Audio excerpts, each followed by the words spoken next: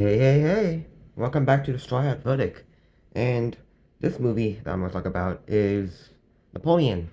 I recently saw this movie yesterday on Fire Stick because that is what we have and that is the world we live in where everybody owns a streaming service because satellite TV is getting expensive now and streaming services are very cheap.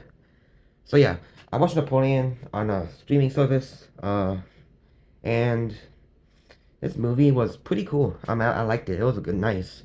Now, I'm gonna bring up bad stuff about it first. To get right into it, there's some bad things about it though. I think the first major complaint of this is it fast forwards a lot. It skips a lot of things. Um, so trying to see if I can make an example. Now, before this movie, I know most about Napoleon. Like I know his basic timeline of events. Like I know like okay, what's he doing? Like what happens to him, and then like what happened. He's a good leader. Something bad happens to him. There's this one battle where he loses it, destroys his entire egotistic and his entire reputation, gets exiled. I know that. So I know that was coming. This is like a movie that I know what was gonna happen without even knowing it's gonna happen because I know history about him. I do history in school. I know we did a whole like unit about it, like, the French Revolution, because that's Napoleon. He took place in the French Revolution. Um, Now my one major complaint about this is that it's very it's like it skips a lot of things. Um, like there's one time where I think it skipped like a whole era of the French Revolution, maybe because it wasn't important, and it really like it begins with the execution of uh, Marie Antoinette, King Louis the XVI wife, the Queen of France. It starts right there, because that's when everything starts. That's when absolutism or the monarchy like ends and the revolution is like trying to figure out like a new government they want, and that's where it starts. And it skips a lot of things. Like it skips the Reign of Terror. Like I like that period. The Reign of Terror was pretty cool. Probably like my favorite part of the revolution was the Reign of Terror, because that's where everybody who was anti-revolutionary, like they went after them, and it skipped that entire part, and like it skipped that because it went from the execution, then it went to the Jacobins with the what's his name, Maximilian Robespierre, and then like it does a little bit of Napoleon, and then it immediately went to skip the Reign of Terror, and it's like a lot of skippy. It skips a lot of things. Like there's like a lot of jump cuts. It's like each scene is like what, like a maximum like a minute or 2 minutes long. Wait, no, probably like 5 minutes long, but it skips a lot. Like there's like a lot of holes that skips a lot of events. Maybe because it's not important to Napoleon's story.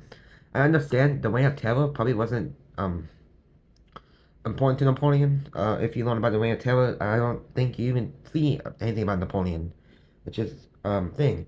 The Reign of Terror was all about the political clubs and Robespierre. I'm not gonna give you a history lesson. This is about a movie, and so that was like thing, just big jump cuts. Second thing, it's some of it is not historically accurate. Um, the one that I found out was the ending of the movie. That was not historically accurate. There was histo- historically that is not how Napoleon dies. Yep, big thing. It ends with him dying. Um, I might as well just get into spoilers. I might make this like a spoiler thing, but um, the way he died was that he was drinking water, hanging out with his I think daughters, I believe, or like some ladies, and he was on St. Helena. That's where he got exiled because he's such a bad boy. So he drank water, and all of a sudden he just sat there like this, his back again, like the camera is facing his back, and he just falls like this out of camera, just like that. That's not how he dies. Well, I don't really know how he died. Like I don't know his cause of dying, but I do know that he died in a bed in like a house or something. That's where he died, not just drinking water. Just take down his phone, just like that. That's no complaint. Some of it's just not historically accurate. Some of the wars aren't that historically accurate, I believe. But that's really about it. The complaints I have. Now, I guess some of the neutral things I have about this movie is that I wasn't expecting to get like a whole love story.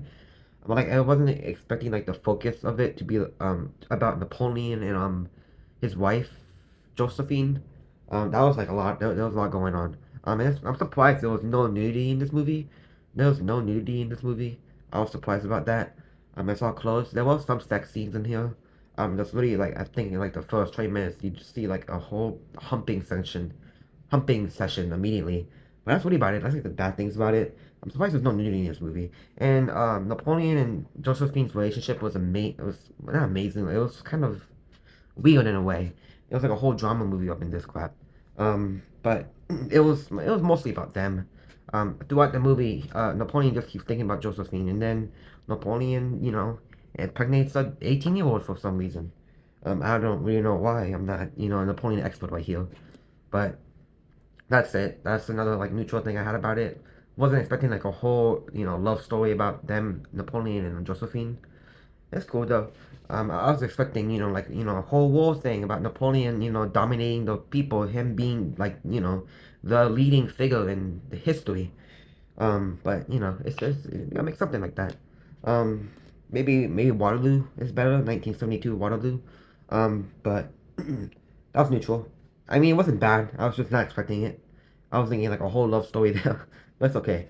Now things I like about this movie is obviously the walls that he have, even though it's not that historically accurate. Um, it was entertaining to watch. Like it was very, there was a lot of angles. Him just a lot of like the I think the army and French and the British and I think Prussia was there too. Um, they all went at it. It's very gory. There was like this one part that seemed like someone got decapitated two times, decapitated. One from a guillotine and then one from I think Napoleon's sword. That's pretty cool.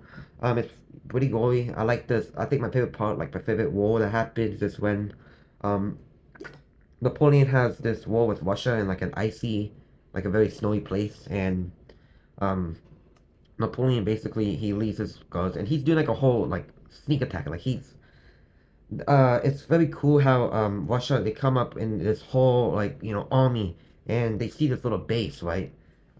It's France's base, and they don't see a lot of armies there, like just like what like I don't know like 2,000 men there, and Russia's like, oh, we got the high ground.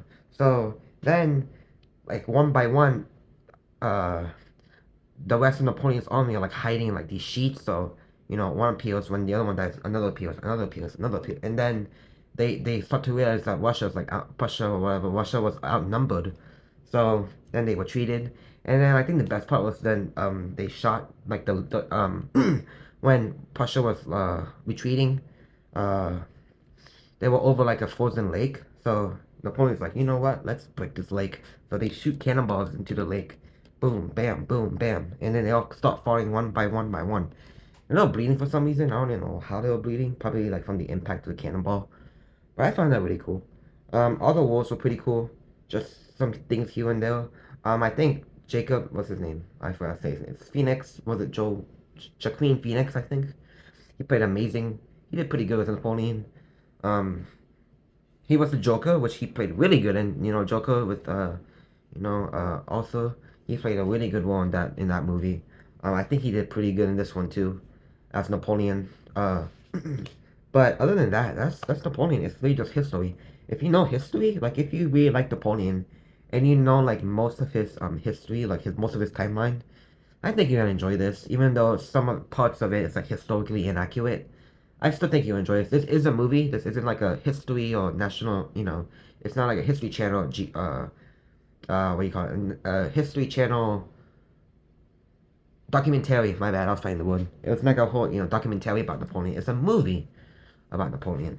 Um. So I just kept that in mind. I know it's not like a whole documentary. If you want like a historically accurate um Napoleon story, just watch a documentary about him, not a movie because it's a movie. There's a difference between a documentary and a movie. But other than that, that's really Napoleon. Should you watch it? If you like him, if you like Napoleon. My dad was a big fan of him. Um, so how would I rate this movie? I think this is a good, solid 8.5 out of 10. Um, there were some things about it that weren't good, like historical inaccuracy, probably just skipping a lot of big events, but I think other than that, 8.5 is a pretty good score for this movie. Don't at me. I mean, I don't know what you'll rate this. You go watch it if you. Well, I don't think you should be watching it. I believe that this video is meant for spoilers, so yeah. I don't know. I don't know what I'm talking about, but I'll find a way. But anyway, that's just a straw hat verdict. Is Napoleon a must watch? I believe it can. It's only two. It's like 2 hours and 38 minutes. So if you wanna, watch a movie about Napoleon for 2 hours, go right ahead. It's pretty cool. I recommend it. Not highly recommend it, but I recommend it. But if you're not like big history buff, so you don't know nothing about Napoleon, like who the hell is Napoleon? Or who's Napoleon Bonaparte? It's okay. Watch a documentary about him first, and then watch the movie. But that's it. Thank you so much for watching, and yeah, catch you in the next one. I don't do outros like